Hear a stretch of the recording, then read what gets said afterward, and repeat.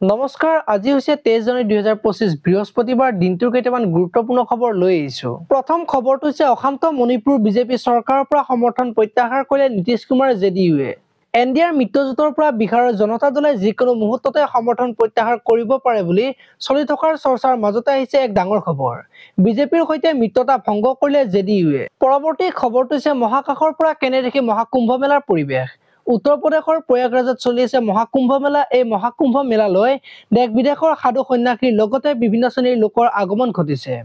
লাখ লাখ লোকে স্নান কৰিছে ত্ৰিবেণী সংগমত। পৰৱৰ্তী খবৰটো হৈছে আমেৰিকাৰ পৰা বিতাড়িত হ'ব অবৈধ প্ৰব্ৰজিত এলিয়েন। মাত্ৰ এটা ঘোষণাই এতিয়া প্ৰায় 7,25,000 প্ৰৱাসী ভাৰতীয়ৰ টোপনি কাঢ়িছে। প্ৰধানমন্ত্ৰী নৰেন্দ্ৰ মোদীৰ বন্ধুৰ এই ঘোষণাই এতিয়া এই সকল লোকৰ জীৱনলৈকো ভাবুকি কঢ়িয়াই আনিছে। সৰুকৈ বিয়া পাতি ডাঙৰ বাৰ্তা দিলে গল্ডেন বয় নীৰজ চোপ্ৰাই। বিয়াখন সৰুকৈ আয়োজন কৰা হৈছিল পৰিয়ালৰ কিছু আপোন মানুহৰ উপস্থিতিত। জীৱনৰ দ্বিতীয়টো ইনিংছৰ পাতনি মেলিলে অলিম্পিকত দুবাৰকৈ দেশলৈ পদক আজুৰি অনা নীৰজ চোপ্ৰাই। পৰৱৰ্তী খবৰটো হৈছে ভাৰতৰ আতিথ্য সৰ্বশ্ৰেষ্ঠ খো-খো বিশ্বকাপত অংশ ল'বলৈ শিকলে বিদেশী খেলুৱৈয়ে।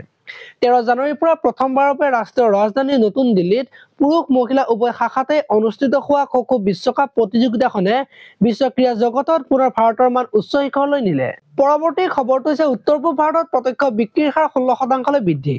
ভাৰতৰ প্ৰত্যক্ষ বিক্ৰীৰ উদ্যোগে ইতিমধ্যে 21,282 কোটি টকাৰ বজাৰ সৃষ্টি কৰি বিশ্বৰ ভিতৰতে 11 সংখ্যক স্থান দখল কৰিবলৈ সক্ষম হৈছে। ইয়াত 3.38 লাখৰো অধিক লোক জড়িত হৈ আছে। পৰৱৰ্তী খবৰটো হৈছে উৎপাদন বৃদ্ধিৰ লক্ষ্যৰে কৃষকৰ পৰা দাইল ক্ৰয় কৰিব চৰকাৰে। দুয়োটা সংস্থাই 20 হিচাৰ বতৰ পূৰ্বে মহাৰাষ্ট্ৰ, কৰ্ণাটক, ৰাজস্থান আৰু মধ্যপ্ৰদেশৰ দৰে মূল দাইল উৎপাদনকাৰী ৰাজ্যত তেওঁলোকৰ উৎপাদিত সামগ্ৰী ক্ৰয়ৰ বাবে প্ৰায় 21 লাখ কৃষকক পূৰ্ব পঞ্জীয়ন কৰিছে। পৰৱৰ্তী খবৰটো হৈছে ৰাছিয়া, চীন, আমেৰিকাক চেৰা হাইপাৰছনিক মিছাইলক লৈ ভাৰতৰ সাফল্য। বিগত এটা বৰ্ষত ভাৰতৰ প্ৰতিৰক্ষাৰ ক্ষেত্ৰত বহু ন প্ৰযুক্তিৰ অন্তৰ্ভুক্ত হৈছে। শেহতীয়াকৈ এই ক্ষেত্ৰত ভাৰতে অন্য সফলতা লাভ কৰিছে। অতিপাত বেগী হাইপাৰছনিক মিছাইলৰ পূৰ্বতকৈ উন্নত। পৰৱৰ্তী খবৰটো হৈছে লাডেনৰ কোন ঘনিষ্ঠ বন্ধুক মুকলি কৰি দিলে ট্ৰাম্পে। আমেৰিকাৰ ৰাষ্ট্ৰপতি আসনত বহাৰ পিছতে বহুকেইটা গুৰুত্বপূৰ্ণ সিদ্ধান্ত গ্ৰহণ কৰিছে ট্ৰাম্পে। পূৰ্বৰ চৰকাৰৰ বহু সিদ্ধান্তৰ বিপৰীত মেৰুত অৱস্থাত কৰিছে ট্ৰাম্পৰ ৰিপাব্লিক দলৰ চৰকাৰে।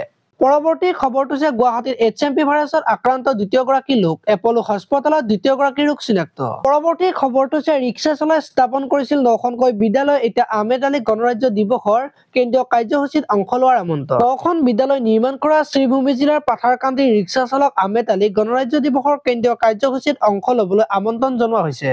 পৰৱৰ্তী খবৰটো হৈছে ৰাজ্যৰ 8খন জিলাত হ'ব বৰষুণৰ লগতে বজ্ৰপাত। বতৰ বিজ্ঞান বিভাগে দিলে ডাঙৰ সতৰ্কবাণী। মঙলবাৰ ৰাজ্যৰ ভিন্ন প্ৰান্তত পৰিছে ঘন কুঁৱলী। গুৱাহাটীকে ধৰি ৰাজ্যৰ ভিন্ন প্ৰান্তত ঘন কুঁৱলীৰ আচ্ছাদন। পৰৱৰ্তী খবৰটো হৈছে চাহ খৰচৰ নামত চৰকাৰী গাঁওবুঢ়াই ধন লয় নেকি? প্ৰমাণ পত্ৰৰ বাবে এটকাও ল'ব নোৱাৰিব গাঁওবুঢ়াই। পৰৱৰ্তী খবৰটো হৈছে ফেব্ৰুৱাৰী-মাৰ্চ মাহত আত্মসহায়ক গোটৰ মহিলাৰ একাউণ্টত জমা হ'ব ধন। পৰৱৰ্তী খবৰটো হৈছে ফটো তুলি আধাৰ নম্বৰ দি লাভ কৰিব বিনামূলীয়া ঘৰ। দুচকীয়া বাহন থাকিলেও পাব ঘৰ। মাহিলী 15,000 উপাৰ্জন হলেও পাব ঘৰ। 5 একৰ মাটি থাকিলেও পাব ঘৰ। আবেদন কৰিলে লাভ কৰিব মাটিৰ বঁটা। শীঘ্ৰে আবেদন কৰক। 30 জানুৱাৰীৰ শেষ সীমা। আজিলৈ ইমানেই। আপোনালোকে যদি ভিডিঅ'টো চাই ভাল পালে তেতিয়াহ'লে লাইক কৰিব আৰু এনেকুৱা ধৰণৰ খবৰসমূহ সদায় পাই থাকিবলৈ চেনেলটো ছাবস্ক্ৰাইব কৰি বেল আইকনটো প্ৰেছ কৰি দিব। ধন্যবাদ।